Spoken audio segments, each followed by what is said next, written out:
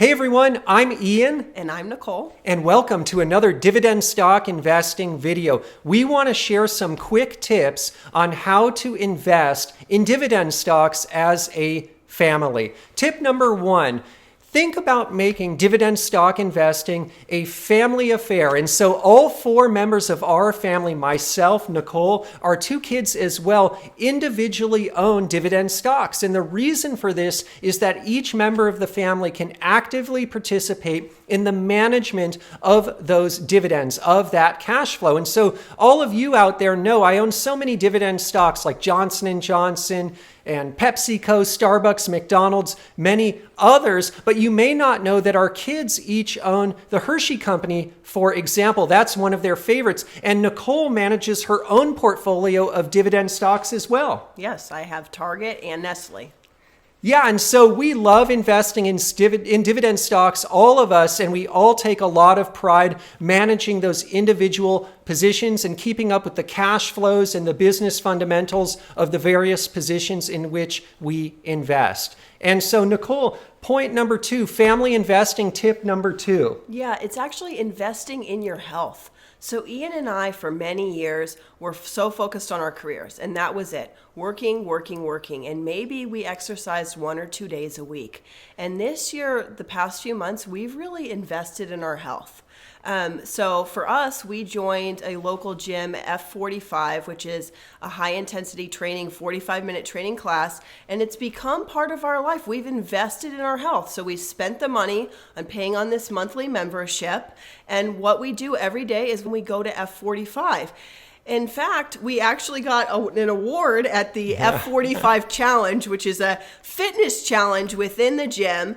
And we got an award as a dynamic duo, which I would agree is a great statement. But we're investing in two things by doing this. We're investing in our health because in the long term, if we want to be able to enjoy our dividends and enjoy retirement and all these things we're looking forward to, we need to be in good enough shape to be able to do that. And that's a new mindset. Because as I said, for many years, all we were focused on was working. And the second thing is it's investing in our relationship because Ian works very long hours. As you see, these times that he publishes these videos, he's working around the clock. But it's saying, hey, we also need to invest in doing some things together. So this kind of hits both points. Investing in our health and investing in our relationship because your family, your kids are only as strong as your health and your relationship. And so we're investing in time together.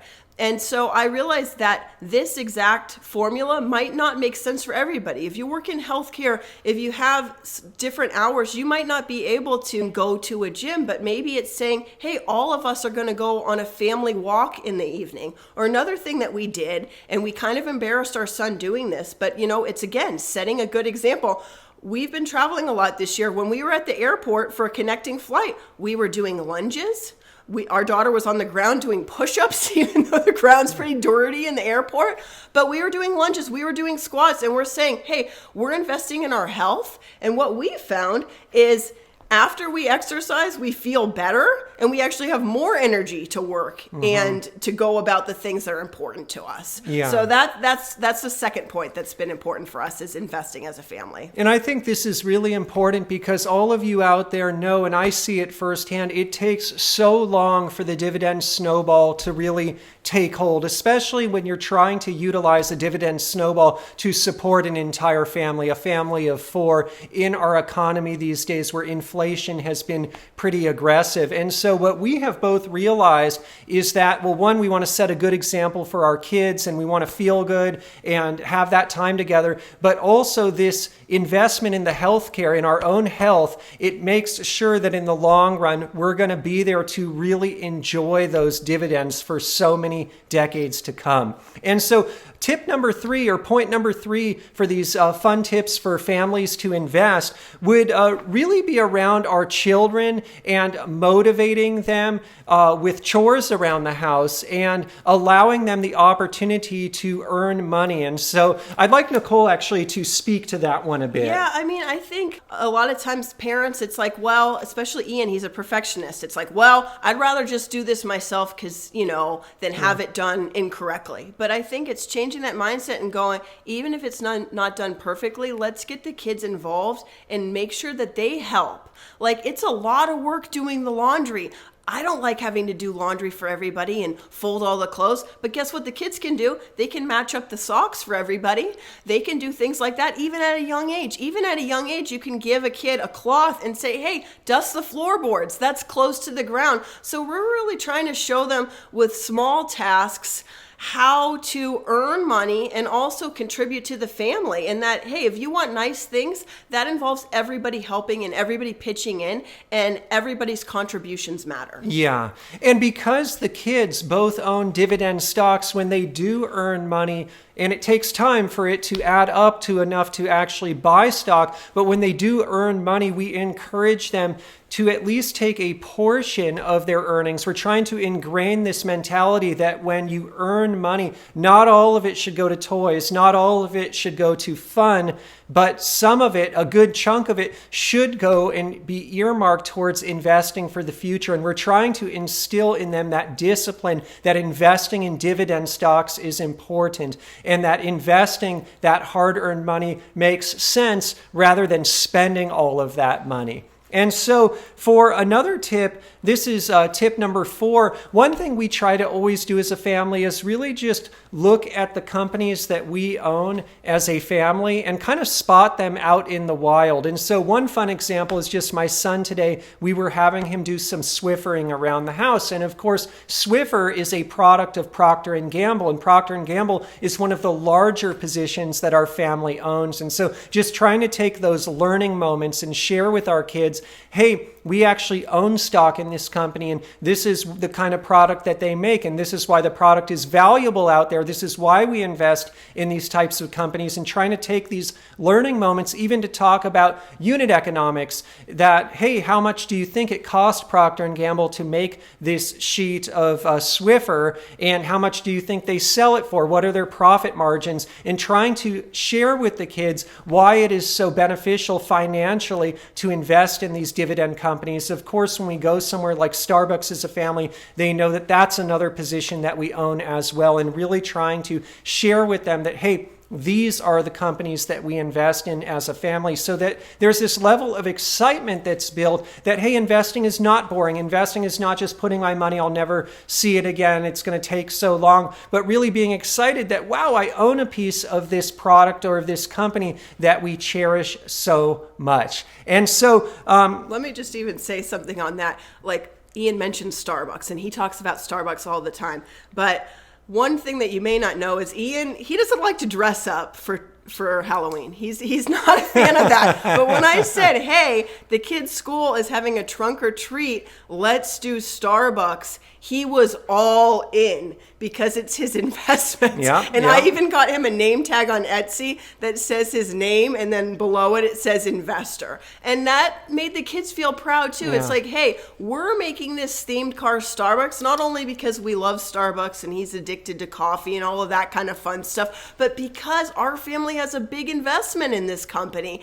And so it made it kind of like, yes, it's fun, but this is also something that's important, is thinking about our financial future and investing, and how Starbucks has been one of your best performing stocks. Yeah, right? It's been up there, that's for sure. Another one, this is tip number 5. It goes back to basically tip number 3 that Nicole was sharing about instilling the value of hard work and of earning money and saving money towards investments. But what we also like to do sometimes is offer incentives to our kids that, hey, if you can save up $10 from your chores, we will match that. The incentive we're running right now, in fact, is we will match that. It's a good deal. For every dollar, up to $10, we're going to give you 4 more. So if you can come up with the $10, I'll give you another 40 to make that a $50 investment, and then you can place that in your favorite stock of your choice. And so this is year-end promo. Yeah, year-end promo for sure. This is a very special one. But sometimes I have found for kids, they can feel like earning money takes forever. And to get all the way up to a certain amount where it would be a good size investment, like a $50 investment or even $25 investment, it can take some time. Mm-hmm. And so to help them along the way with some of these incentives, it can just get them a little bit more excited towards making those conscious decisions that, instead of buying a pack of Pokemon cards, I'm actually going to go out and instead buy some fractional shares of Hershey stock, for example. And so the next one that we want to discuss is maybe, Nicole, you could talk about this a little bit, but it's about holidays, birthdays, and giving the gift as parents of dividend stocks. Yeah, and I think when we think about investing as a family, it's really generational. And so each year, as part of Christmas gift and part of birthday gifts, we look at adding to our kids' stock portfolio. And part of that is looking at what are the stocks they own and telling the kids about the different stocks. And Ian actually goes through with them the performance of the various stocks. And then he says, hey, which company would you like to add to?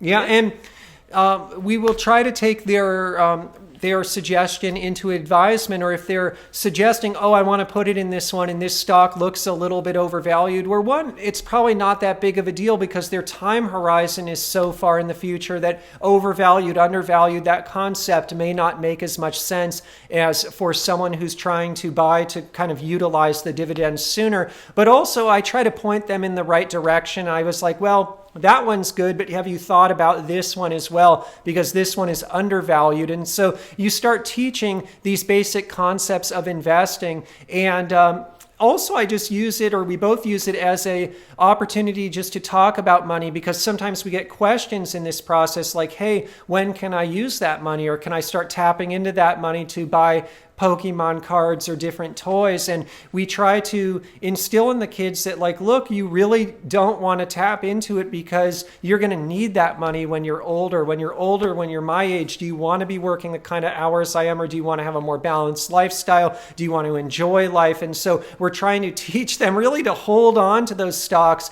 because the compounding nature will only serve them really well in the long run, especially as they have all of that time on their side for investing. And I'd say the last one we want to talk about today just is really a year-end thing, because we are year-end right now, and this would apply to those who have family members, whether it's kids or even if you have given stock to someone else in the family, or you plan on this maybe next year, is just reviewing financial statements. It's oftentimes really fun at the end of the year to look, what did we accomplish this year? How far have we come? What kind of successes did we have? What kind of setbacks did we face as well? Did any of our positions drop in value, or did any dividends get cut? It's just a good learning opportunity to have a statement and maybe even print it out on paper and to go through it as a family, whether it's with your spouse or your partner, talking about the finances, or with the kids especially. It's so much fun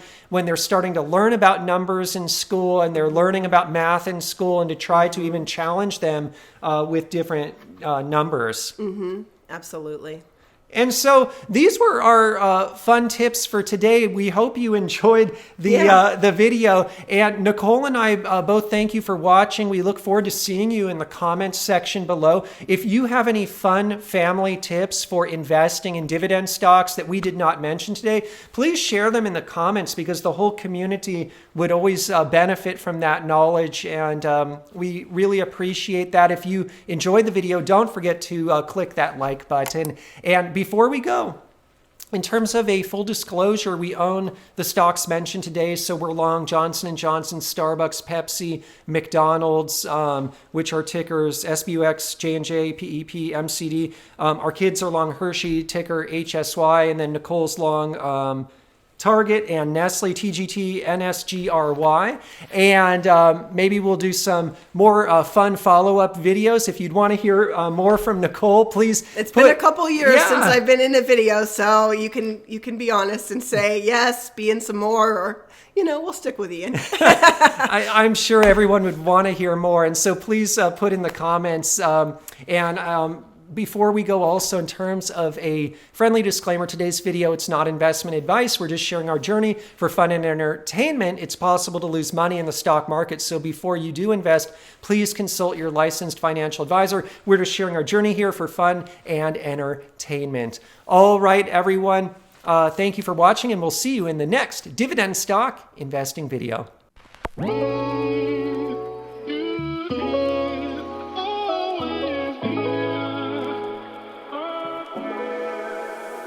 Oh.